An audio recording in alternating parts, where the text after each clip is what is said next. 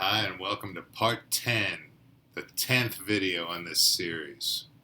I don't know, maybe we should have some kind of a party or something, some kind of big celebration. But this one's about overcoming objections with heart. So, we all get objections every now and then, and nobody really loves objections. But they are not necessarily a bad thing, and I want to talk to you about it, and I want to present some ideas to you that hopefully some of these will offer you a different perspective and be helpful to you. So first things first, and this ties in with every single video we've done so far, but it's about your mindset. Your mindset needs to be that you are out to help this person and that there's no product or service that you have that is more important to sell to them than your friendship. Your relationship comes first. You need to feel it. You don't need to say it. I guess you could say it. And there's a time, and I'll talk about that a little later, where it may be appropriate to say it. But all the way through, you want to feel it, because just like a smile comes through over the phone, people sense this kind of thing. We don't often give ourselves enough credit for what we're able to sense or what others sense. So make sure that you've got your head right, so to speak. Now, let's talk about objections. Are they a bad thing? I would propose that oftentimes that they're a good thing. Usually, an objection is the only thing standing between you and making a sale, helping out a friend. Right? Right. Another thing is, sometimes it's just kind of a smokescreen. They might be stalling for time. They might need some time to think. And that's why they throw out an objection at you. Not because they're trying to trip you up, they just want a little bit of time to think. Now, if it's a price objection, it could be that you didn't explain it properly or fully.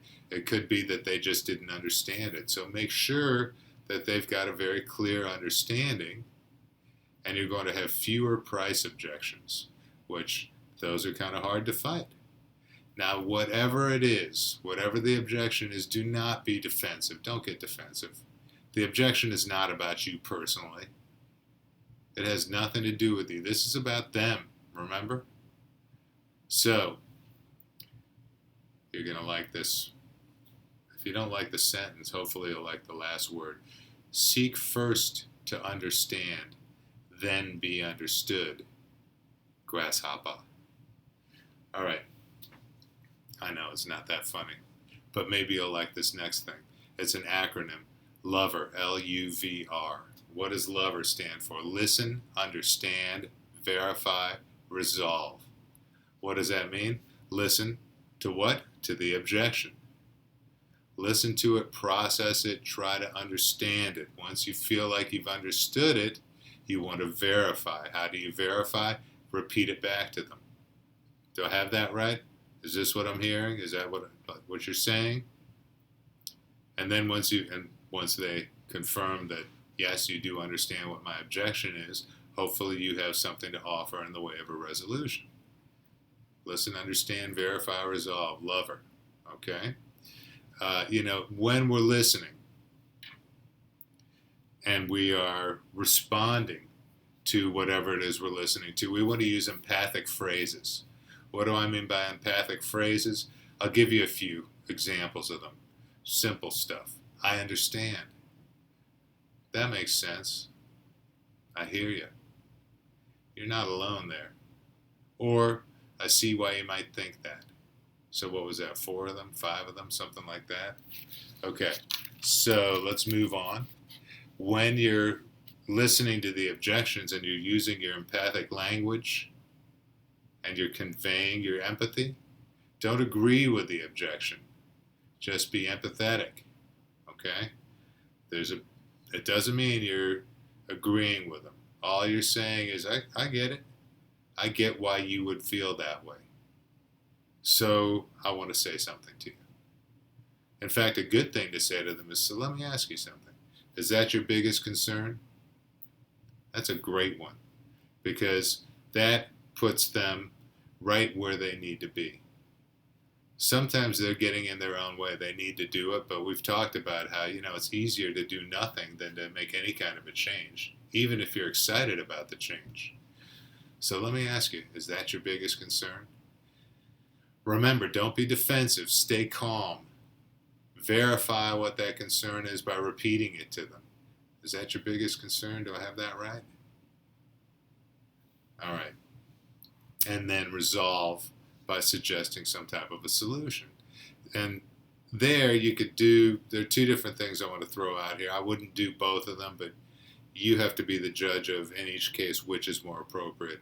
Either paint a picture for them about what things are going to be like if they don't move forward, or if they move forward and they see success, what does that look like? Paint that picture for them. So you can decide which one is more appropriate.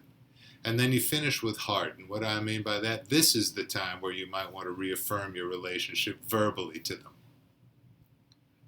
Listen, the important thing for you to know is that our friendship means a lot more to you than anything I can talk to you about in terms of what's available for you to buy or sign up for or whatever it is. I need you to know, I need you to understand that. If you do this, that's great. And I will do my best to help you succeed with this. Because frankly, that's going to be good for you and for me. Not just for you, that's also good for me. But you need to know that I only want you to do it if it's something that you feel is good for you. And with those things in mind, are you ready to get started? And you can pause, you can let them respond, thank you, thanks. What are they going to say? They're going to thank you, they're going to appreciate that. And then you say, all right, so with all that in mind, are you ready to get started? Do you want to get started? Are you ready to rock and roll? You want to put a pen to paper? I could go on, but I won't do that to you. Instead, I'm going to tell you this. That's the end of this one. I hope you enjoyed it. I hope you find it helpful, and I hope you have a great day.